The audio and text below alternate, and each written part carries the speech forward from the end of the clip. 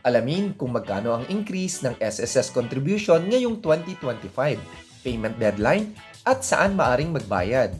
Ating alamin dito lamang sa Pera at Iba Pa. Don't forget to click like and subscribe. Ang pagtaas ng kontribusyon ay batay sa Republic Act No.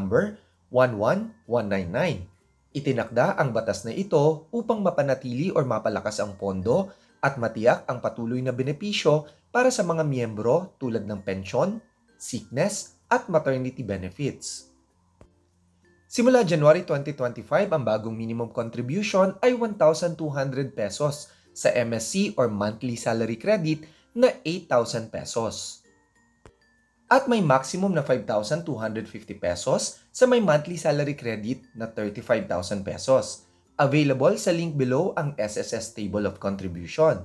At kung ikaw naman ay nag-advance payment batay sa contribution rate last year, ay kailangan mong bayaran ang kakulangan para mapanatili ang inyong monthly salary credit. Halimbawa sa table natin, kung ang monthly contribution mo ay 1,120 pesos noong 2024, ngayon 2025 ay 1,200 na ito at kailangan mo magdagdag ng 80 pesos bawat buwan upang mapanatili ang parehong MSC. Sa ating susunod na example, kung ang monthly salary credit mo naman ay 15,000 pesos, ang monthly total contribution mo sa taong 2024 ay 2,100 at ngayong 2025 ay 2,250. Ibig sabihin ay kailangan mong magdagdag ng 150 pesos bawat buwan upang mapanatili ang parehong MSC. Sa ating mga OFW na currently nakabakasyon sa Pilipinas or may kamag-anak o kaibigan kayo na maghuhulog ng inyong SSS, ay maaari po nila itong bayaran over the counter sa mga sumusunod na partner bank gamit ang inyong PRN or Payment Reference Number.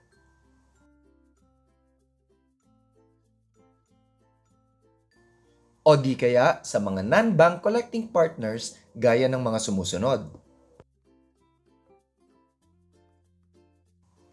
Gamit pa rin ang inyong PRN ay maaari rin kayong magbayad sa mga mobile facility at ito po ay mapopost instantly tulad po ng sa GCash, CIS Bayad Center or iRemitX at maaari din po kayong magbayad through my.sss gamit ang management or di kaya via SSS mobile app tulad ng BPI at Paymaya. Para naman po sa mga nasa abroad gamit pa rin ang inyong PRN number, maaari po kayong magbayad sa mga partner bank na available sa inyong bansa gaya ng Asia United Bank, Bank of Commerce, and Philippine National Bank. At sa mga non-bank collecting partners gaya ng Cash Pinas, iRemit, LMI Express Delivery Inc., Pinoy Express Hatid Padala Services, at Ventaha International Corporation. Isang paalala lamang po na ang payment deadline para sa mga OFW para sa kanilang contribution ng buwan ng January hanggang September ay maaring bayaran hanggang December 31 ng parehong taon.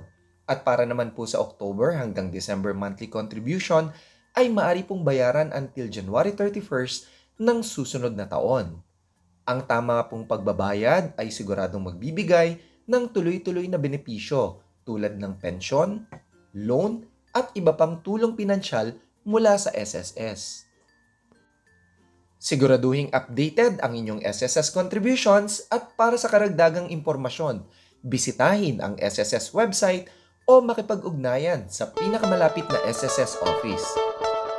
Kaya para lagi po kayong updated sa aming mga videos, ay don't forget to like and subscribe at ang notification bell button. Dito lamang sa Pera at Iba Pa!